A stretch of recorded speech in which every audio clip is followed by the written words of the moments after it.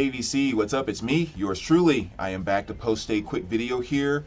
Just the next video in the Ask Mr. Hall of Fame series, where you guys ask me any questions that you want about anything, anything music, anything my collection, anything equipment, personal life. Like, I really don't care. Just kind of whatever. Just having an opportunity to chat with you guys is just kind of an awesome thing. So I really love this series. Which, by the way, I'm getting very low on the questions. So as I always kind of mention in each one, please do not leave your questions on this video. Go to the video link down below and just click on that video and leave all your questions there, as many as you want. You can leave more than one, and so that way I can consolidate them all to one place. I can give kind of a thumbs up and a heart each time I answer one, and keep track of every single one I've answered to make sure I answer everyone, which I'm kind of getting very close to now. So again, please, for my sake actually, please go to that video and just leave any questions about anything, because I absolutely love doing this series. So let's just kind of jump right into it. So I'll kind of scroll down here. Although I did look at some of these ahead of time, because I knew they required me to come up with some specific answers and pull some records. So, but let me kind of go back into the video. And the first one we come to is a Wacky Anteater, who says, "Hey Brandon, what is the loudest concert you've ever been to? And also, who's the most disappointing artist or band you've ever seen in concert?" Loudest concert I've ever been to is actually a pretty easy one. Second place would be Godsmack and Breaking Benjamins. When I saw them in the Quad Cities, I mean, for some reason that concert was just loud as heck. But you know, the loudest I've ever seen, it wasn't when I saw Slayer, it wasn't when I saw Metallica, it wasn't when I saw Kiss, it wasn't when I saw Motley Crue, and you know, just on and on and on bands that you think would be kind of, you know, Testament and Anthrax and so forth, Megadeth, Iron Maiden. But the loudest I've ever seen, and actually let me tell you a story just really quick about how I got to see this band, because they came to town, tickets sold out so fast it wasn't even funny, so I just assumed I wasn't going to get a chance to see them. So the night of the show, I lived 4 blocks from the stadium where the show was being held. I used to live in downtown St. Louis. So what I decided to do was I made a sign that said, "I need 1 ticket." I'm just gonna go stand on the corner and see what happens. And not even 30 seconds that I'm down there and holding up a sign, a guy comes up to me and says, "I have 1 ticket," and sold it to me for less than the face value, which was awesome. And basically, I got the chance to see this band, and it was one of the best and loudest concerts I've ever seen. And that band was AC/DC. This was about maybe 5 or 6 shows or something like that before Johnson had to leave on that tour. But yeah, that concert was just, I mean, I didn't take any earplugs or anything, because number one, I didn't think even if I got a ticket, it probably wasn't gonna be something on the floor or anything like that. And I was kind of way up in the rafters, dead center, maybe 15 rows, 20 rows from the top. But it was also a great seat because I was sitting right over the entryway, so there was no one sitting in front of me. It was just the rail, which was absolutely perfect. But yeah, oh my gosh, that concert was freaking loud. I mean, it was so awesome. It wasn't a bunch of bells and whistles and all of this. I mean, they would play a song, turn off the lights. Lights come back on, play a song, turn off the lights. And like a fairly simple stage setup. It was just AC/DC doing AC/DC. And it was awesome. So that's definitely the loudest concert that I ever went to. Matter of fact, the night after the show, I went home and started playing some music, and I noticed that the left channel on my system just wasn't quite playing right. And I'm like, something is wrong with the channels going out, and I'm switching RCAs and everything, just kind of testing, switching speakers. And then one time I turn away and I'm walking away from my stereo, and I realized the left channel just got louder and the right channel got, and it was just, one of my ears was ringing more than the other, and it actually made me think something was wrong with my stereo. So that's how freaking loud that concert was. That it was freaking awesome. So that would definitely be the loudest concert. The second part of that was who's the most disappointing artist or band that I've seen in concert. I would probably say the most disappointing was Billy Corgan from the Smashing Pumpkins. When I saw him, I guess on a solo tour that he was doing, And I guess for some reason I just kind of had in my mind, I didn't really know anything about his solo career, and I just kind of had in my mind that this was going to be Smashing Pumpkins like.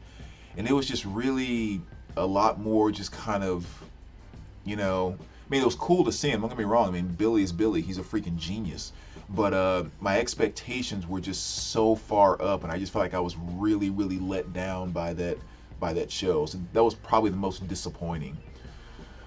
Okay, so moving on to the next one, which is Jose G, which actually has a number of questions here. So I'll be answering a few by him. Question is, imports or domestic releases? 99% of the time, I prefer UK release version over the US ones, especially on UK bands from the 80s. I'm referring about the presentation of the release, jacket materials, colors on the labels, etc. I can't say I have like a very, very clear or preference. It really kind of varies from pressing to pressing. Album to album, that type of thing. The one thing I know I don't like is I do not like the some of those 80s releases, maybe some of the German pressings or something like that, that have like the really shiny covers with that extra film, and sometimes like they're a really, really light, more flappy kind of paper or cardboard or that type of thing. I don't really like those as much sometimes. But I think in general, with stuff like German presses, especially when it comes to labels, I love the labels of German presses. Of course, Japanese presses with obies and things of that nature, I really, really love that. But that's really the biggest thing that sticks out in my mind would be the labels on German pressings. It's just, physically just something I tend to love looking at.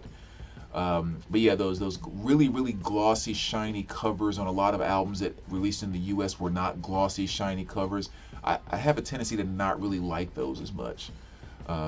Even though it has nothing to do with it, I get the feeling of it being cheap, even though a lot of times it's probably a better pressing, but just one of those things.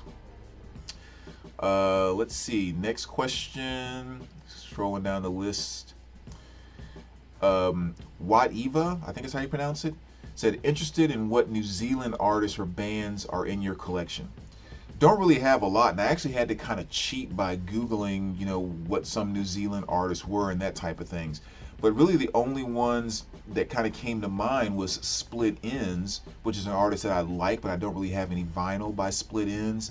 But I guess in a way kind of connects with Crowded House, which I guess some of the members from there kind of got together to do Crowded House. And this is really probably the only New Zealand band that really kind of comes to mind that I even saw on the list that I have. So yeah, that's Crowded House would be really kind of the only answer I can give on that one. It's kind of funny too, because I was looking at this album when I pulled it out and kind of realized I never took the price sticker off of there. And again, this kind of goes to what vinyl has been doing lately, because this album is typically like a $25 album, something like that. And back when I picked this up, probably about 10 or 12 years ago, it was $2.99. Like, this was a standard $3 album just a few years ago. Just so crazy how vinyl is gone. But that's probably the best I can give you on a New Zealand artist or band.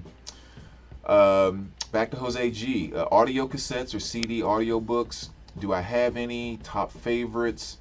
Actually, I don't have any audio cassettes or anything like that whatsoever. Matter of fact, a lot of times when actually I won't even get into that. I listen to a lot of DVDs in my car. I really like doing that. And I listen to like a lot of repeat shows. Like, I'll start with the very first episode of Three's Company and watch every single one all the way through the 7 or 8 seasons. I've done that with Friends, I don't know how many times. Right now I'm doing it with Sons of Anarchy. I'm back on the 2nd season. And so when you're driving, you can't really watch. You may glance down here or there at a stoplight or whatever. For the most part, you're just kind of listening to it. So that's about as close to any type of audio books or anything like that I do, is actually listening to DVDs when I'm driving sometimes. So not much I can share there. But then Jose also asked about favorite soundtracks from the 70s and 80s decades. And what I actually did, since I was just pulling stuff out, I figured I'd go ahead and pull soundtracks from like 60s, 70s, 80s, 90s, and 2000s. Just because. So as far as what's in my collection, my favorite soundtrack from the 60s is going to be The Sound of Music. Awesome movie, legendary soundtrack, the whole nine. It's from 1965. So great one there. All kinds of fun stuff on that. My favorite from the 70s. Again, didn't have a ton, but with the few that I had, the one I probably have to go with is Superfly by Curtis Mayfield. Again, another legendary soundtrack from 1972. Don't have a sticker on this one. I actually put one on there, but this is an original pressing, a 1972 US pressing. So again, fantastic, legendary soundtrack, legendary, soul artist. Absolutely love Curtis Mayfield. So that'd be my favorite from the 70s. From the 80s, I could really just kind of do this and reach into my collection and pull out one, and it's probably one of my favorites from the 80s. I actually have a separate section of just 80s soundtracks in my soundtrack section because I love those so much. But it's going to be hard for me not to go with Grease 2 still being song for song from front to back, my favorite 80s soundtrack. And and that's, like I said, that's leaving out Better Off Dead, just one of the guys, Streets of Fire, Teen Wolf, Youngblood, just on and on and on. So many, Pretty in Pink, Some Kind of Wonderful, so many awesome 80s soundtracks. But I think Grease 2 is still going to kind of hold the spot as being my favorite 80s soundtrack. I love this thing to death. Every single song on it. Favorite 90s, I couldn't choose between the two, so I just figured screw it, I'll pull them both out because I'm not getting any advantage. Favorite 90s soundtrack is going to be a tie between Above the Rim and From Dusk to Dawn. Both of those are absolutely amazing. 1994, 1996. Two awesome movies. Well, this was a little bit on the cheesy side, but for its time in the day, it was a cool movie. With Dusk to Dawn. But yeah, two just awesome soundtracks. And as much as a lot of the songs on here are can be cheesy to some degree, they're just great songs. Just great R&B and hip hop songs on that album. So I kind of picked those two for the 90s. And for the 2000s, my favorite as of right now is probably going to be Mistress America, which is more so kind of more of a score, I guess, because it's really kind of a lot of just instrumental stuff, but very 80s, just a very 80s instrumental type of thing, which was probably the reason why I love it so much. But mediocre movie, absolute amazing soundtrack. So that's what I would pick as far as my favorite soundtracks over the decades. 13 minutes, we can squeeze in one more question here. I guess, Jose, you also asked about older OG record in your collection. We don't have anything that's like crazy old, some OG stuff from the 60s and things like that, but really nothing that's kind of like, absolutely like old or anything, which kind of goes to Crazy Music Geek, a question he asked, which is, who are some of your favorite 50s rock artists? And again, most of my stuff starts off in the 60s, and mainly because you said rock. If you go back to kind of blues and stuff like that, there's a lot more from that 50s time frame. Jazz, there's a ton from the 50s that are awesome. But when it comes to rock, I don't have really a ton of rock that goes into the 50s. So the two that I thought about, which was Richie Valens. I guess he was kind of late, this was 1959, I think, when this came out, which is that self-titled, La Bamba, Donna, Come On, Let's Go, We Belong Together. Oh, Ooh, My Head, just, a heck of a freaking album right there. And then, The Teenagers with Frankie Lyman, Goody Goody, all that great stuff. This is from 1956, I think, when this came out. So those are the two that came to mind, again, staying within the rock genre, rock kind of, I'm going brain dead, doo-wop type of thing. But yeah, so most of the 50s stuff I have in my collection, I think you probably find the most all in jazz. That's where I have a ton of 50s things. So, yeah, so there you go, right about the 15-minute mark, so we'll cut it off there. But yeah, like I said, guys, please go to the video link down below, leave some questions for me, because I would love to have some more there, and I've pretty much kind of ran out. Anything you'd like to know, anything you'd like to ask, and as always, thanks for watching, and we will talk to you soon, VC. All right, take care, guys.